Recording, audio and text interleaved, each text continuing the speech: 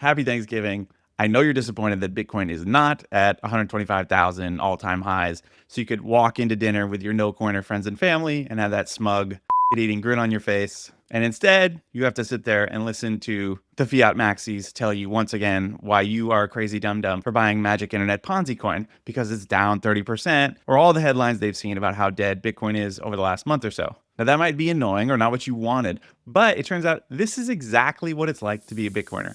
Always. This is how it works. Here is what the fiat maxi no corners see. They see that every year at Thanksgiving, except for 2024, the average drawdown from the yearly high was 37%. So this is not unusual at all for Bitcoin to be down at Thanksgiving. It's basically always down at Thanksgiving. And every year you probably have to hear Uncle Bob tell you why his gold is up and your Bitcoin is down, and he thinks you're crazy dum-dum for buying the next Beanie Babies or Pet Rock. But as usual, Bitcoiners have a low time preference. We zoom out, we study what we're buying, we understand money, and we understand this, which is the fiat no corners just see a 1 month, 20% drop in the headlines, and they think, oh, I knew it. That Bitcoin thing is dead once again. I knew it all along. I've been right for 16 years. It's dead. And what they never bother to do is zoom out and look at this, the actual trajectory of what we're doing here.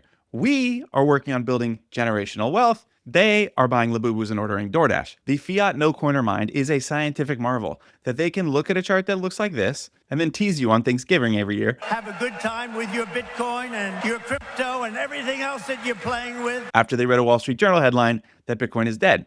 Because as we know, buying Bitcoin in the short term can often be painful. Hodling is called hodling for a reason. It's not always easy. But we know that in the long run, Bitcoin always makes higher highs and higher lows, and it always will. And in the short run, the fiat maxis will laugh and point at you and call you a dum-dum. So I know it's annoying to not be able to say, I told you so, but Bitcoin, as usual, is here to teach you patience, low time preference, teach you to ignore the fiat maxi no coiners, teach you to study Bitcoin, study money, so you understand what you hold and you understand what the most likely future outcome is. Because one thing they'll always say is that Bitcoin is speculation.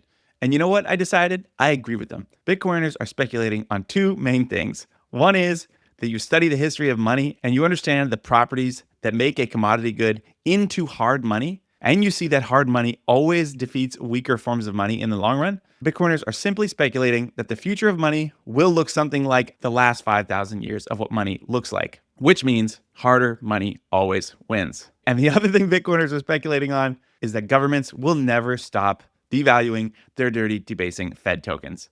So our job is to ignore the haters, ignore the stupid comments, keep our heads down, keep studying Bitcoin, zoom out, understand the history, understand the fundamentals that underlie our beliefs, and simply be thankful that we live in a world where Bitcoin exists. I just put out a video yesterday on why I'm thankful for Bitcoin. You can go watch that. Take a day to not look at the price charts. Don't worry about whether Bitcoin is going up or down, because in the long run, it's always up and to the right. Happy Thanksgiving if you live in the US. If you don't, celebrate whatever you want.